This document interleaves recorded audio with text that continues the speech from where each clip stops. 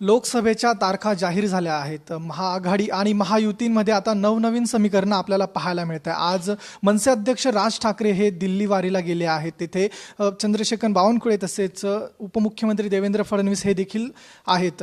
यानंतर आता युतीमध्ये मनसे हा सामील होतो यावरती आता दाट शक्यता वर्तवली जाते. या संदर्भात बोलण्यासाठी आपल्यासोबत आहेत भाजप नेते प्रवीण दरेकर. सर, TV9 आपलं स्वागत. राज ठाकरे हे दिल्लीला गेले आहेत. युतीची दाट शक्यता वर्तवली जाते, काय सांगाल?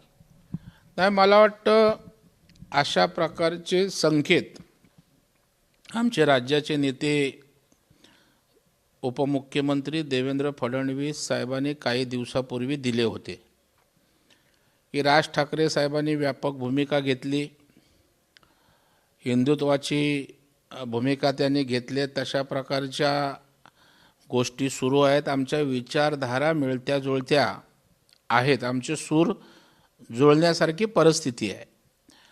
आणि मला वाटतं जर तशा प्रकारची व्यापक भूमिका राज ठाकरे साहेबांनी घेतली असेल, हिंदुत्वाची भूमिका, शिवाय पंतप्रधान नरेंद्र मोदी साहेबांना तिसऱ्यांदा या देशाचे पंतप्रधान बनवून विकसित भारत ही संकल्पना साकार करण्याच्या उद्देशाने, तर मला वाटतं त्याचं स्वागतच या ठिकाणी होईल.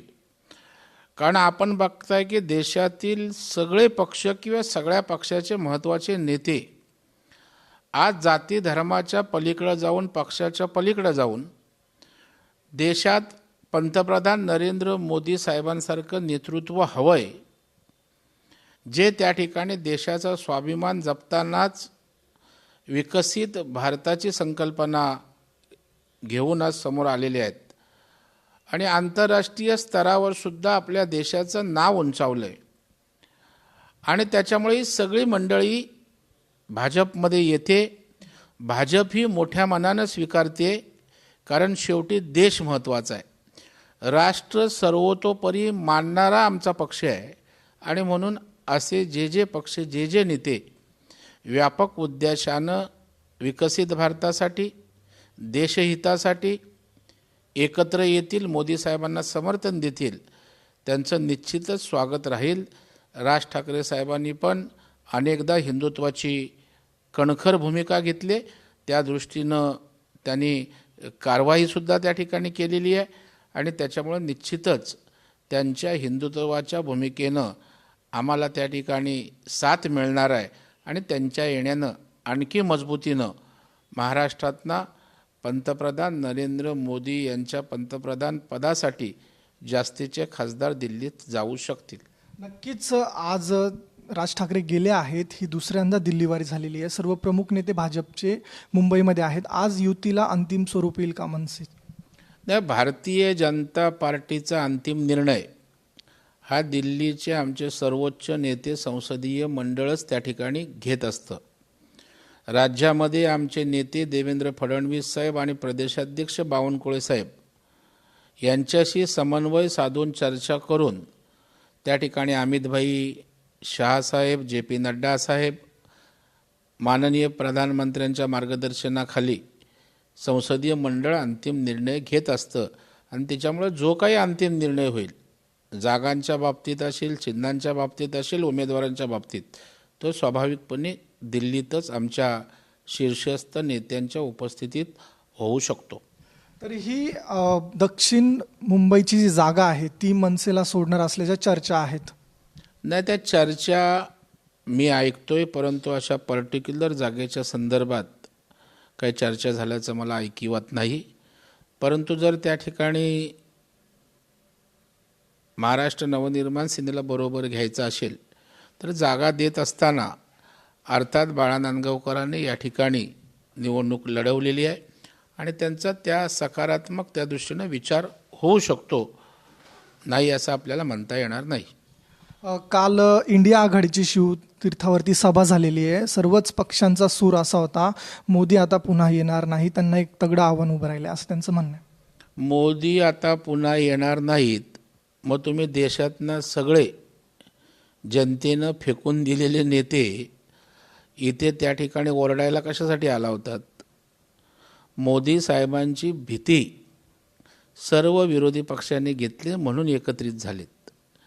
आणि म्हणून शिवाजी पार्कावर गरळ ओकायला त्या ठिकाणी आले.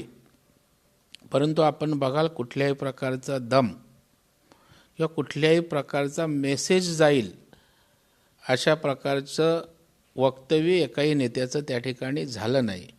फक्त शिव्या टोमणे यातच ती सभा त्या ठिकाणी गुंतून राहिली. आणि त्याच्यामुळे मोदी साहेबांना देशातील जनतेनं पंतप्रधान करायचं ठरवलं आहे.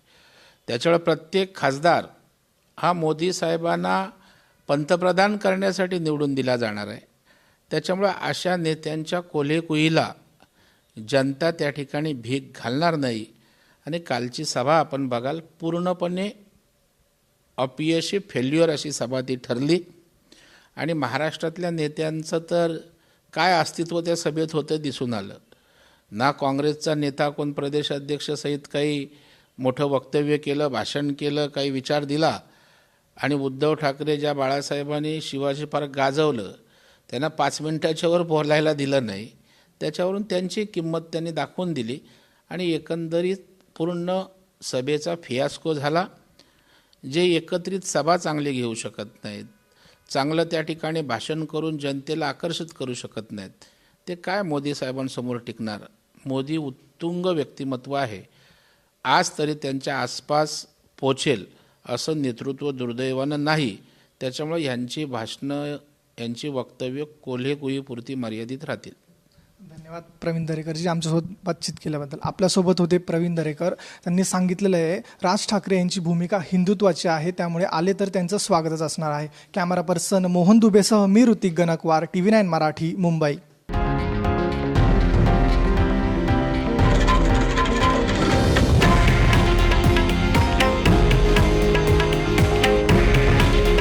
हे आहे देशातील नंबर 1 न्यूज नेटवर्क आणि आपण पाहत आहात TV9 मराठी. काळजी तुमची, हित महाराष्ट्राचं.